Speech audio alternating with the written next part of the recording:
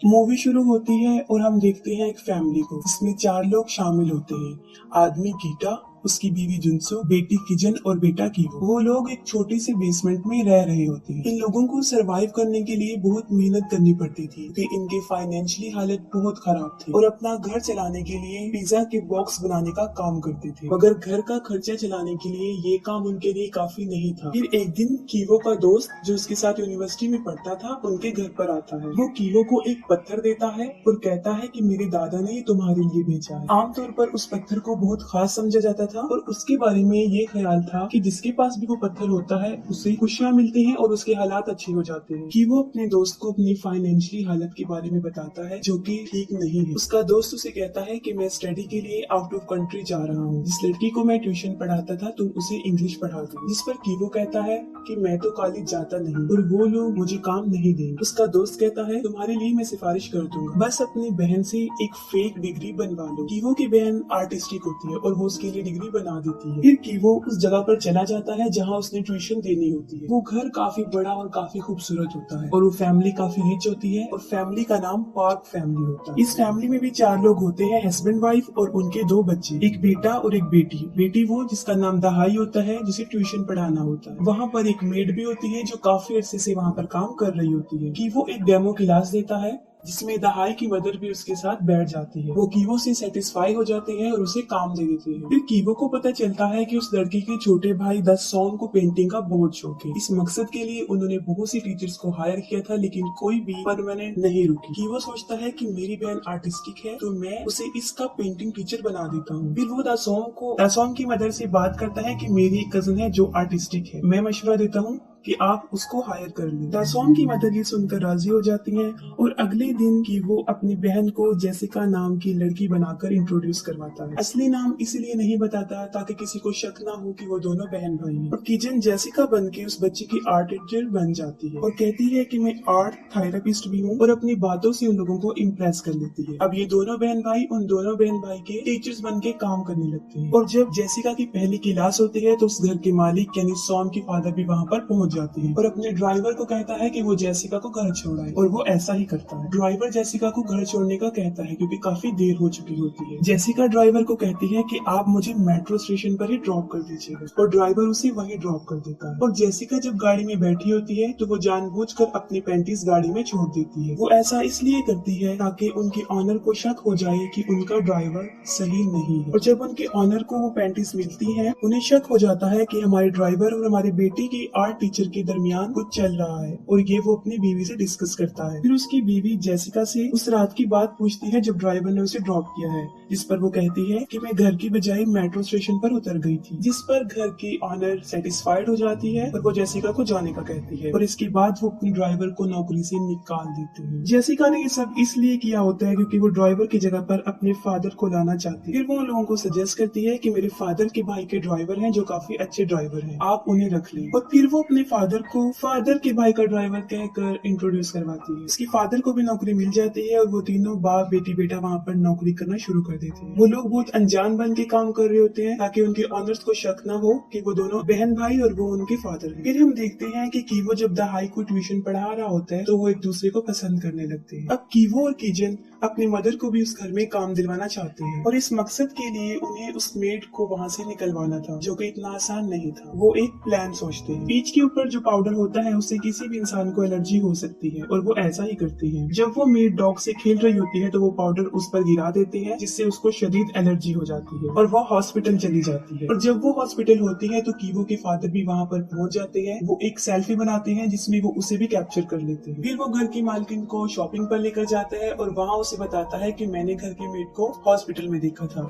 और जब मैं सेल्फी बना रहा था तो वो भी बीच में आ गई और ना चाहते हुए भी मैंने उस लेडी की बातें सुन ली है। उसे टीबी है लेकिन उसकी मालकिन उस बात पर यकीन नहीं करती। फिर वो अपनी बेटी किजन को मैसेज ड्रॉप करता है कि हम 3 मिनट तक घर पहुंच रहे हैं। मैसेज देखते ही किजन दोबारा से पीच का वो पाउडर मेड पर डाल देती है और उसे फिर से खांसी होना शुरू हो जाती है। और इस दौरान घर की मालकिन भी वहाँ पहुंच जाती है और वो लेडी एक टिश्यू इस्तेमाल करती है और फिर उसे डस्टबिन में फेंक देती है। फिर उनका ड्राइवर डस्टबिन की तरफ जाता है जहाँ उसने टिश्यू फेंका होता है। टिश्यू पर वो सॉस टॉस गिरा देता है और अपनी मालकिन को दिखाता है, जिससे उसे यकीन आ जाता है कि मेरा ड्राइवर ठीक कह रहा था कि उस मेड को टीबी है। फिर वो अपने ड्राइवर को कहती है कि तुम इस बात का जिक्र अपने मालिक से ना करना, वरना वो काफी गुस्सा हो जाएंगे। और फिर वो उस औरत को भी नौकरी से निकाल देते हैं और उनका ड्राइवर बड़ी चालाकी से अपनी बीवी को एक कुक के तौर पर इंट्रोड्यूस करवाता है और बिल आखिर उसकी बीवी को भी नौकरी मिल जाती है। और फिर वो चारों लोग एक ही फैमिली में काम कर रहे होते हैं और किसी को शक भी होने नहीं देती कि वो एक ही फैमिली से हैं। बड़ी चालाकी से वो अपने नाम चेंज करके रह रहे थे। उन लोगों के हालात काफी बदल चुके होते हैं। गरीबी से उन लोगों के हालात काफी अच्छे हो जाते हैं, अच्छा खाने को मिलता है और अच्छी पे ले रहे होते हैं। फिर द सॉम का बर्थडे होता है और पार्क फैमिली उसे सेलिब्रेट करने के लिए एक पिकनिक पर जाने का फैसला करते हैं और वो उसके लिए चले जाते हैं। उनके जाने के बाद ये चारों लोग एक पार्टी सेलिब्रेट कर रहे होते हैं। वो लोग काफी एंजॉय कर रहे होते हैं कि अचानक से डोर की बेल बजती है और दरवाजे पर वही पुरानी मेड खड़ी होती है। वो कहती है कि मेरा कुछ सामान वहाँ पर रह गया है जिसे मैं लेना चाहती हूँ। जुनसुक उसे अंदर आने देती है और फिर वो लेडी बेसमेंट में चली जाती है। काफी टाइम गुजरने के बाद भी वो लेडी वापस नहीं आती, जिस पर जुनसुक वहाँ जाकर देखती है तो वो एक कबर्ड को धकेल रही होती है। वो उससे हिल नहीं रहा होता क्योंकि उसके नीचे एक प्लेट फंसी होती है। जुनसुक उस प्लेट को निकाल देती है और वो अलमारी अपनी जगह से हट जाती है। उस अलमारी के नीचे दरअसल एक रास्ता होता है, एक खुफिया रास्ता जो नीचे की तरफ जा रहा होता है। वो मेड वहाँ पर चली जाती है और देखती है वहाँ पर एक आदमी है। हकीकत में वो उसका हस्बैंड होता है। उसे उसने यहाँ पर छुपा कर रखा होता है। उसे यहाँ पर तकरीबन 4.5 साल हो जाते हैं। पार्क फैमिली को इस बारे में नहीं पता होता क्योंकि उनसे पहले जो फैमिली यहाँ पर रह रही थी वो उन्हें नहीं बताती और ये लेडी काफी अरसे से यहाँ काम कर रही होती है। ये सब जानती है कि यहाँ एक खुफिया रास्ता है। उसने अपने हस्बैंड को यहाँ इसलिए छुपाया होता है क्योंकि उसके सर पर कुछ कर्जा होता है जिसको अगर वो नहीं उतारेगा तो लोग उसे मार देंगे। फिर वो मेड जुनसुक को कहती है कि तुम हफ्ते में एक मरतबा मेरे हस्बैंड को खाना दे दिया करो, यहाँ पर फ्रिज अवेलेबल है, इसके बदले में मैं तुम्हें पे कर दूँ। जुनसुक इनकार कर देती है और पुलिस को कॉल करने का बोलती है, जिस पर वो औरत काफी मिन्नतें करती है कि वो ऐसा ना करे। और जुनसुक का हस्बैंड बेटा बेटी सीढ़ियों से ये बातें सुन रहे होते हैं। उनमें से किसी का पाँव स्लिप होता है, वो तीनों सामने आकर गिर जाते हैं। ये देखकर वो मेड वीडियो बना लेती है और कि वो कहता है पापा मेरा पाँव, और ये भी वीडियो में रिकॉर्ड हो जाता है। उसे पता चल जाता है कि ये चारों फैमिली है और उन्होंने चालाकी से यहाँ पर नौकरी हासिल की है। ये वीडियो वो घर की मालकिन को सेंड करने का कहती है, जिस पर जुनसुक उसे काफी मिन्नतें कर रही होती है कि वो ऐसा ना करे। वो औरत अपने हस्बैंड को लेकर ऊपर आ जाती है और उन चारों को कहती है कि वो हाथ ऊपर करके खड़े हो जाए। वो चारों खड़े हो जाते हैं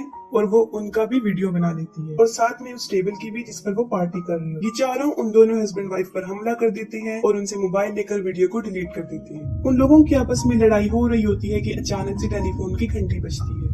जुनसुक फोन उठाती है और ये घर की मालकिन का फोन होता है। वो कहती है कि तेज बारिश की वजह से ट्रिप कैंसिल हो गई है और हम 8 मिनट तक वापस आ रहे हैं, और वो उसे खाना बनाने का बोलती है और 8 मिनट तक उन्हें घर का सारा सामान भी सेट करना था। कॉल के दौरान वो तीनों उन दोनों हस्बैंड वाइफ का मुंह बंद करके खड़े होते हैं। फिर वो लोग उन हस्बैंड वाइफ को बांध कर दोबारा बेसमेंट में छोड़ आते हैं और उसके बाद सफाई करना शुरू कर देते हैं। और ठीक 8 मिनट के बाद वो फैमिली घर पर आ जाती है और वो लोग घर की सफाई भी कर चुके होते हैं और पार्क फैमिली को जरा भी शक नहीं होता कि उनकी आने से पहले यहाँ पर क्या कुछ हो चुका है, और वो लोग भी फिर छुप जाते हैं। वो लोग खाना खाते हैं और घर की मालकिन जुनसुक को बताती है कि एक बर्थडे की रात को मेरा बेटा केक खाने के लिए उठा था, तब उसने एक भूत को देखा था, लेकिन वो भूत नहीं होता, वो उस मेड का हस्बैंड होता है और ये लोग समझते हैं कि शायद वो कोई भूत। बारिश हो रही होती है और उनका बेटा दासोम कहता है कि आज रात मैं बाहर सोऊंगा, और वो टेंट लेकर बाहर बैठ जाता है। दासोम के मदर और फादर हॉल में सोते हैं ताकि सारी रात उसको देख सके। वो दोनों सोफे पर लेटकर बातें कर रहे होते हैं और सोफे के नीचे कीटक किचन और कीवो छुपे हुए होते हैं। घर का ड्राइवर कीटक होता है और घर का मालिक अपनी वाइफ को बता रहा होता है कि उसके जिस्म में से नागवार किस्म की स्मेल आती है जिसको बर्दाश्त करना नामुमकिन है। वो सच कह रहा होता है क्योंकि जिस जगह पर वो लोग रह रहे होते हैं वो गार्बेज एरिया होता है, लोग वहाँ पर टॉयलेट करते हैं, इस वजह से इस घर के सारे लोगों की जिस्म में कपड़ों में एक गंदी सी बू आती है। और ये सब बातें वो लोग भी सुन रहे होते हैं। उन्हें बुरा लगता है क्योंकि एक बार दासोम ने ये बात कही थी कि मेरी टीचर में से स्मेल आती है और वैसे हमारे ड्राइवर और मेड में से भी आती है। फिर वो लोग अपना सोप अपना टॉवल चेंज करने का सोचते हैं, लेकिन ये उनकी जिस्म की स्मेल नहीं होती बल्कि उस घर की होती है जहाँ पर वो रह रही होती है। और जब वो दोनों सो जाते हैं तो ये सोफे के नीचे से निकल कर अपने घर में अपनी बेसमेंट में आ जाते हैं। बहुत तेज बारिश हो रही होती है और जब वो अपने घर में पहुंचते हैं तो वो देखते हैं कि उनका सारा घर पानी से भर चुका है। घर की खिड़की खुली रहने की वजह से सारा पानी अंदर आ जाता है और अब वो जगह रहने के काबिल नहीं रहे। फिर वो एक जगह जाते हैं जहाँ बहुत से लोग सो रहे होते हैं और वो लोग भी अपनी रात वहीं गुजारते हैं। फिर किजन को घर की मालकिन की कॉल आती है। वो कहती है कि हमारे बेटे की बर्थडे है, आप उसकी टीचर हैं, आपको आना चाहिए जिससे उसे बहुत खुशी हो। और वो कीवो को भी बुला लेती है जो कि उसकी बेटी का टीचर होता है। फिर वो बाजार में शॉपिंग करने जाती है और जब वो गाड़ी में बैठी होती है तो उसके ड्राइवर में से एक अजीब किस्म की स्मेल आ रही होती है और वो अपने नाक पर हाथ रख लेती है, जिस पर उसके ड्राइवर को काफी बुरा लगता है क्योंकि वो नहीं चाहता कि लोग उनके साथ ऐसा रिएक्ट करें। उसकी मालकिन भी ऐसा करना नहीं चाहती लेकिन उसे ऐसा करना पड़ता है। फिर पार्टी चल रही होती है और कीवो और उसकी स्टूडेंट दहाई ऊपर होती है और कीवो उससे पूछता है तुम्हें लगता है कि हम इनमें से एक हैं? वो अपने जवाब को यस कहते हुए सर हिला देती है लेकिन वो इनमें से एक नहीं होते और वो सोचता है कि बेसमेंट में जो लोग हैं अगर वो ऊपर आ गए तो इनका राज फाश हो जाएगा और फिर उन्हें नौकरी से भी हाथ धोना पड़ेगा। फिर वो कुछ सोचते हुए वही पत्थर जो उसके दोस्त ने दिया था उसे निकालता है। वो उस पत्थर को लेता है और बेसमेंट में चला जाता है जहाँ वो मेड और उसका हस्बैंड होते हैं। घर की मेड की एक रात पहले ही मौत हो चुकी होती है क्योंकि जब वो लोग इन्हें नीचे लेकर जा रहे होते हैं तो वो भागकर ऊपर आने की कोशिश करती है, जिस पर जुनसुक उसे टांग मारती है, वो गिर जाती है और मर जाती है। उन चारों को भी इस बारे में पता नहीं होता कि वो नीचे पहुंच जाता है और उसके हाथ में वही पत्थर होता है। किसी तरह पत्थर उसके हाथ से गिर जाता है लेकिन वो बड़ी चालाकी से चुपके से जाकर उस पत्थर को उठा लेता है। वो उन दोनों को मारने आया था ताकि उनका राज कभी भी उनके सामने ना खुले क्योंकि वो अपनी फैमिली को बचाने के लिए कुछ भी कर सकता है और वो आहिस्ता आहिस्ता करके आगे बढ़ता है। उस मेड का हस्बैंड जो अपने आप को खोल चुका होता है कीवो के गले में रस्सी डालकर उसे घसीटता है और उस रस्सी को एक जगह पर अटका देता है और फिर वो वही पत्थर उठाता है। वो कीवो को पत्थर से मारने लगता है लेकिन नहीं मारता, वो वहाँ से भाग जाता है लेकिन बेसमेंट से गिर जाता है और वापस आकर वो उसे काफी जख्मी कर देता है। फिर वो पार्टी वाली जगह पर पहुंच जाता है। फिर उसकी नजर पड़ती है किजन पर जो केक लेकर दासोम की तरफ जा रही होती है और वो फौरन उसे पहचान लेता है। वो उस चाकू से किजन के सीने पर वार करता है जिससे वो काफी जख्मी हो जाती है। किजन के फादर उसके जख्म को दबाते हैं ताकि खून ज्यादा ना बहे लेकिन उसका जख्म काफी गहरा होता है। जुनसुक ये देखती है कि उसने मेरी बेटी पर हमला किया है और वो उसकी तरफ बढ़ती है और उन दोनों के दरमियान शदीद लड़ाई हो जाती है और इस लड़ाई में जुनसुक उस आदमी को मार देता है। अब घर का ऑनर अपनी चाबी लेना चाहता है जो कि उस मरे हुए आदमी के नीचे पड़ी होती है और वो चाबी जब निकाल रहे होते हैं तो उन्हें काफी स्मेल आती है और वो मुंह पर हाथ रख लेते हैं और जब उनका ड्राइवर उन्हें ऐसा करते हुए देखता है तो उसके चेहरे के तासुरात बदल जाते हैं। वो शदीद गुस्सा था, वो चाकू उठाता है और उस चाकू से मालिक पर वार करता है। कीटक ऐसा इसलिए करता है क्योंकि उनके मालिक को चाबी चाहिए थी ताकि वो अपने बेटे सॉम को हॉस्पिटल लेकर जाए क्योंकि वो बेहोश होता है और दूसरी तरफ उसकी अपनी बेटी भी मर रही होती है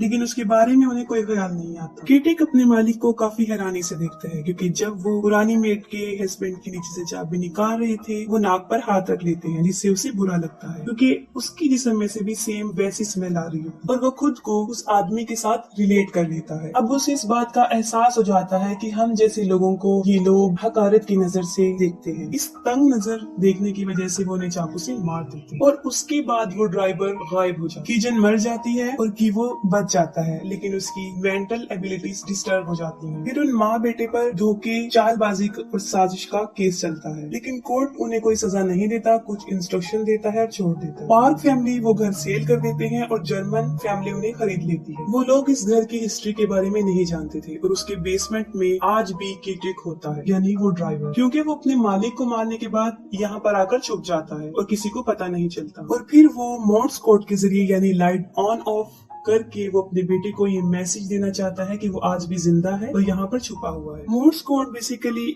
एक सिग्नल समझा जाता है जो दो लोगों को आपस में कम्युनिकेट करता है, जो किसी को मैसेज भेजने की फैसिलिटी रखता है। उस बल्ब के थ्रू वो सिग्नल ऐसे भेजता है, वो उसे डिफरेंट टाइम में ऑन ऑफ करता है और अपने बेटे को सिग्नल सेंड करता है। उसका बेटा कीवो जो कि दूरबीन से सिग्नल को देखता है, उसके पास एक कोड आता है जिसको वो डिकोड करके मालूम कर लेता है कि उसके फादर आज भी जिंदा है और उसी बेसमेंट में है और उसे इस बात का पछतावा होता है कि उन्होंने पार्क फैमिली के ऑनर को मार दिया और वो उनकी तस्वीर के सामने जाकर अपोलोजाइज करता है। फिर कि वो कहता है कि एक दिन मैं बहुत पैसे कमाऊंगा और हम वही घर खरीद लेंगे और बेसमेंट में तुम ऊपर आना और हम वहीं पर तुम्हारा इंतजार करेंगे। ऐसा हो जाता है कि वो घर खरीद लेता है और केटी उस बेसमेंट से बिला खौफ बाहर आ जाता है, अपनी फैमिली से मिलता है। लेकिन ये सब कुछ उसकी एक सोच होती है, हकीकत में ऐसा कुछ भी नहीं होता और यहीं पर मूवी एंड हो जाती है।